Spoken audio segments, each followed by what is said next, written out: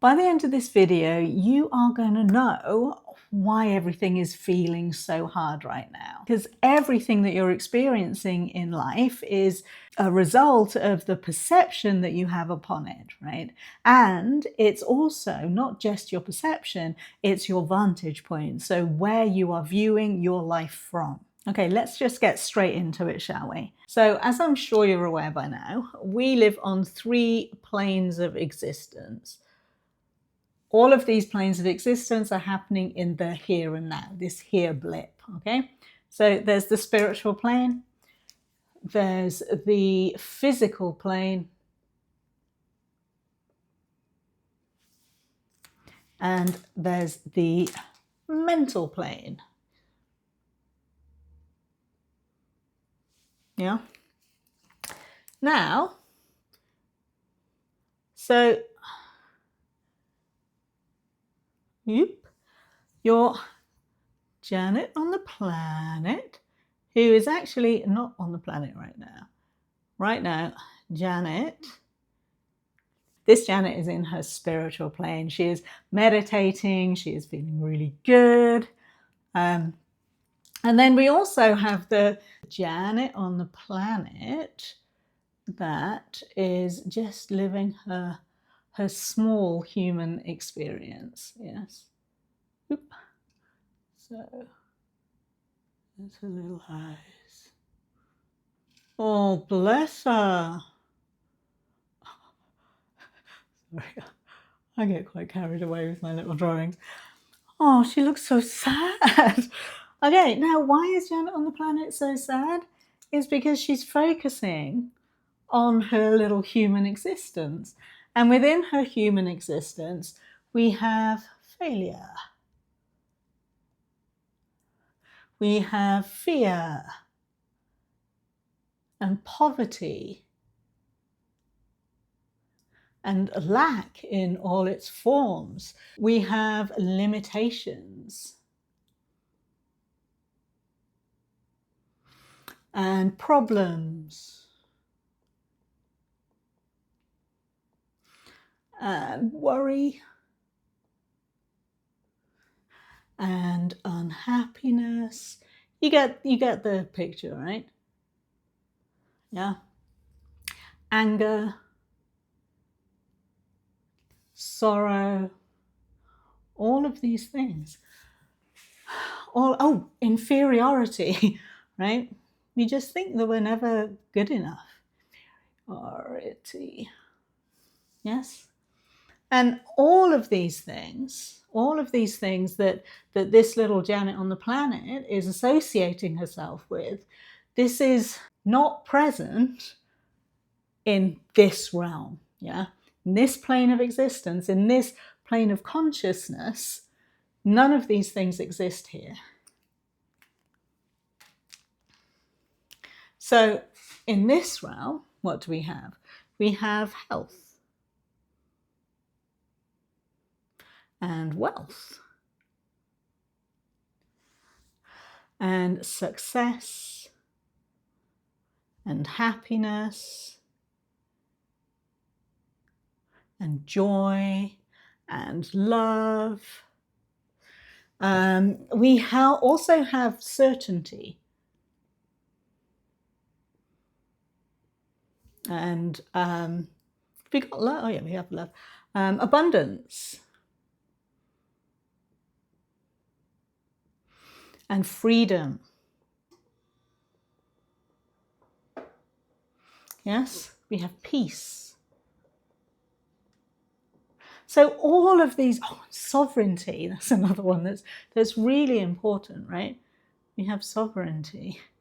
How do you spell sovereignty? Sovereignty. There we go. Sovereignty, yeah. And we have knowledge.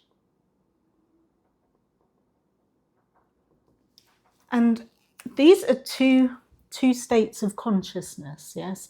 We are viewing our reality from 2 separate places. So here we are viewing it all from the spiritual plane of non-duality. So all of these things exist, yeah? along with absolutely everything that you could ever desire. In the mental and physical planes, all of these things exist as well. So obviously all of this exists, but when we are very much in our human, when we are very much in what some people call a little I, yeah, which is your egoic self, yeah, when we're in our little I, this is everywhere. This is the main things that we are aware of, because our programming as a human is defaulted to safety. We need to keep safe. We need to keep alive. So we have a negativity bias. Yeah. So we are constantly on the lookout for all of these things, because all of these things could end our lives potentially, right? So this, from this little egoic self, our little Janet on the planet, these things are way more important than these things. Yeah. So how then do you transcend all of this? Yeah, because none of these are real in the realist sense of it all, because this Janet on the planet, this is the I am. Yeah, that's the I am consciousness. And the I am, when you are in your I am state of consciousness, you absolutely know that you are not lacking anything. There is nothing that can be taken away from you, because you are already all things. Sorry, excuse my voice. I'm getting really croaky here and out of breath. So how then do you go from this Janet on the planet with all of these limitations and lack and problems and blah, blah, blah, to this Janet on the planet who is at one with all things? Well, one of the ways is by redirecting your mental thought process. Yeah. So in your mental plane where you're thinking, you lean on attributes, or you lean on emotions like gratitude and appreciation.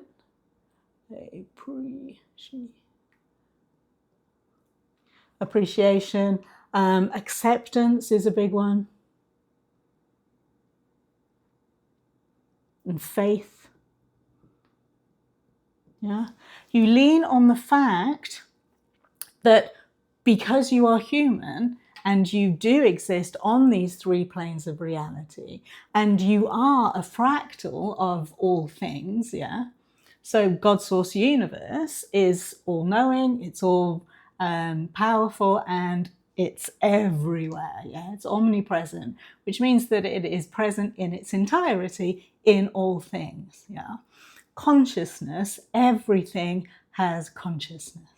Absolutely everything on the planet. So when you can tap into the fact that you are all-knowing, you are all-powerful, you are the creator of your experience of life, you are the creator of your existence, then all of these things are what you focus on just naturally.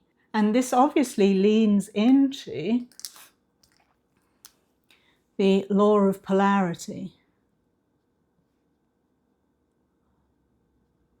Polarity, yeah? So, in your conscious mind, yeah, in your conscious mental thought process, you can use the law of polarity to know that, oh, this is not feeling awesome for me. I must be very much in my little I. Yeah, I'm very much in my human right now.